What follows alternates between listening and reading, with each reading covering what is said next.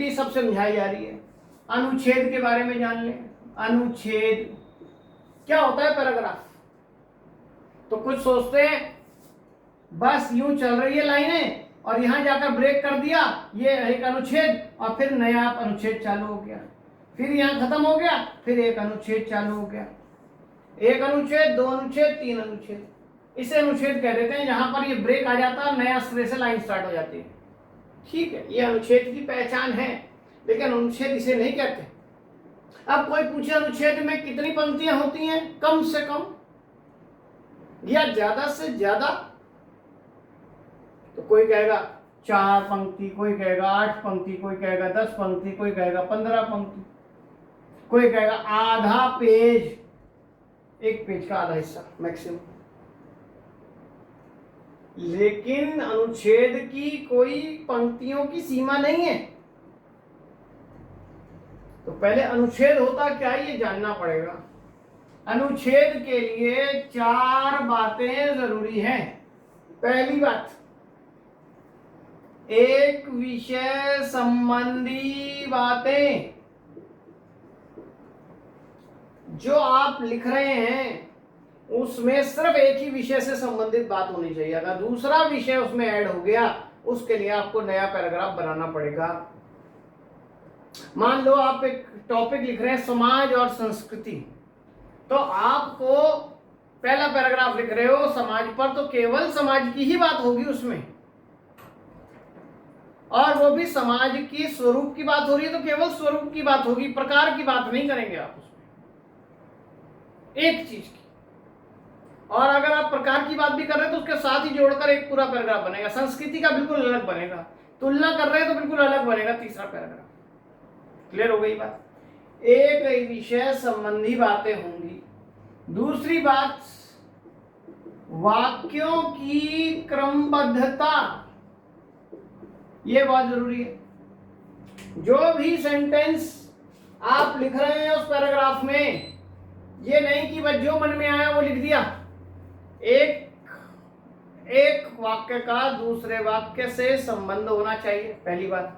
जो वाक्य पहले आना चाहिए वो पहले आएगा, जो दूसरी बार आएगा, तीसरी बार आएगा, चौथी बार आएगा। ऐसा ना हो कि 4 सेंटेंस लिख दिए और 5वां सेंटेंस आप जो लिखने जा रहे हैं वो आना था एक्चुअली दूसरे नंबर या पहले नंबर पे।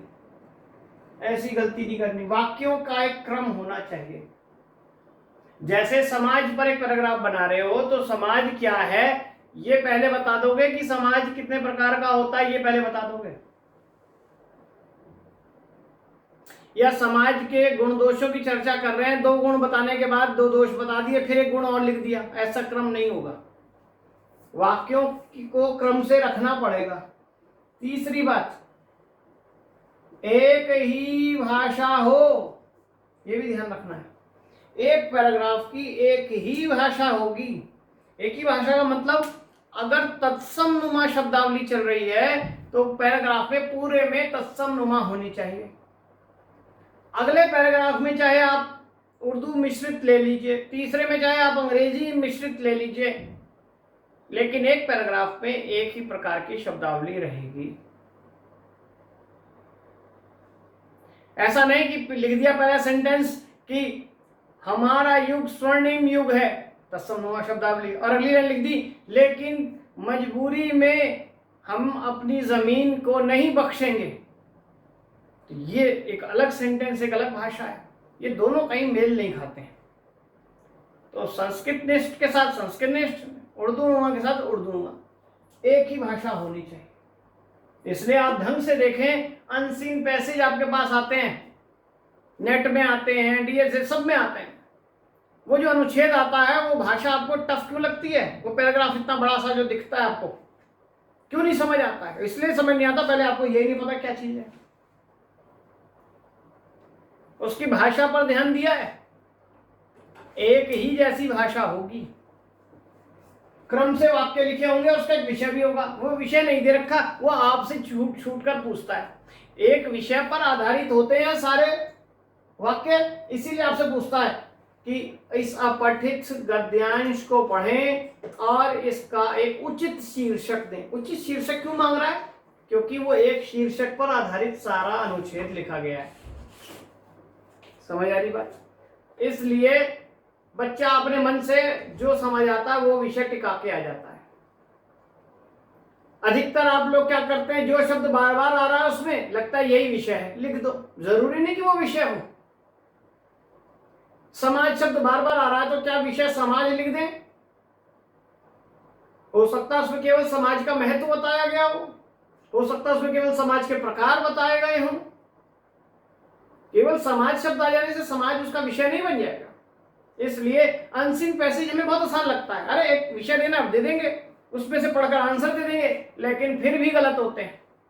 उसके कारण यह कि ये नहीं समझ आ रहा। चौथी बात, एक ही शैली हो, यह भी ध्यान रखना है। अनुच्छेद में एक ही शैली होती है। वैसे आप कोई निबंध लिख रहे हैं, उसमें कई पैराग्राफ हैं, हर पैराग्राफ की एक अलग शैली हो सकती है। निबंध की एक टोटल अपनी एक शैली होगी पहले ओवरऑल, लेकिन हर पैराग्राफ की एक अपनी शैली हो सकती है। कहीं तुलना कर रहे हैं समाज और संस्कृति में तो तुलनात्मक शैली है, कहीं समाज का विश्लेषण कर रहे हैं, विश्लेषणात्मक शैली है, कहीं विवेचन कर रहे हैं, विवेचनात्मक शैली है, कहीं अपनी बात कह रहे हैं, आत्मकथात्मक शैली है। लेकिन एक पैराग्राफ में एक ही शैली चलेगी। अगर मैं समाज की व्याख्या कर रहा हूं तो पूरे पैराग्राफ में व्याख्यात्मक शैली ही चलेगी। अगर मैं समाज और संस्कृति की तुलना कर रहा हूं तो पूरे में तुलना चलेगी। कहीं व्याख्या, कहीं विश्लेषण, कहीं आत्मकथा बीच में नहीं आनी चाहिए। 4 बातें जरूरी हैं, नोट कर लें अनुच्छेद के लिए। अब किसी अनुच्छेद को देखना तो चीजें समझ में आएंगी, तब आप पठित गद्यांश कर सकेंगे। मैम लिखवाती है ना, स्कूल में आता है, ऐसे लिखने के लिए आता है, तो ऐसे के लिए आप अलग अलग पैराग्राफ तैयार कर लेते हैं, भूमिका या प्रस्तावना के नाम से, फिर स्वरूप, फिर गुण और दोष, फिर लाभ हानि, ऐसे करके फिर निष्कर्ष। ये पैराग्राफ बनेंगे, लेकिन हर पैराग्राफ के अंदर अपनी क्वालिटी होगी। कई बार अनुच्छेद लेखन के लिए आता है, एक अनुच्छेद लिखिए।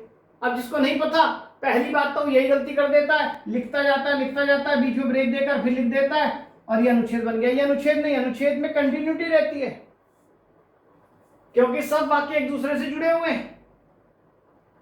और ये एक अनुच्छेद जो है अपने आप में एक वाक्य अनुच्छेद हो सकता है अपने आप में। क्यों? वो उसमें उसी में सारी बात कह दी गई, दूसरा कुछ कहने की जरूरत ही नहीं है। जैसे आप कोई लोकोक्ति लिख दें, नाच न जाने आंगन टेढ़ा,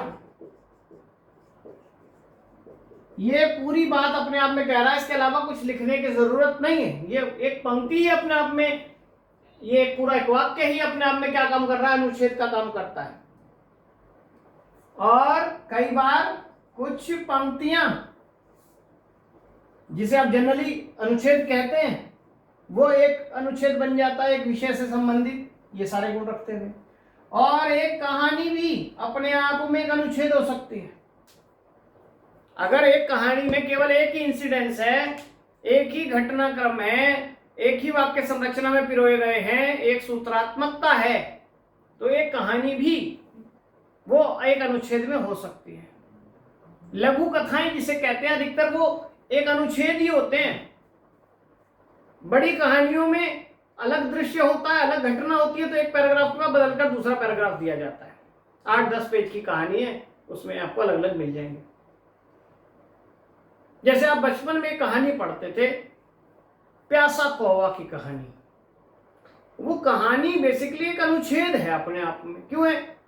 उसमें कहीं ब्रेक ही नहीं है, क्रम से सारे वाक्य हैं। एक कौवा था, वो प्यासा था, उसने पानी का मटका देखा, उसने उसमें पत्थर डाले, पानी ऊपर आ गया, उसने पानी पिया और उड़ गया।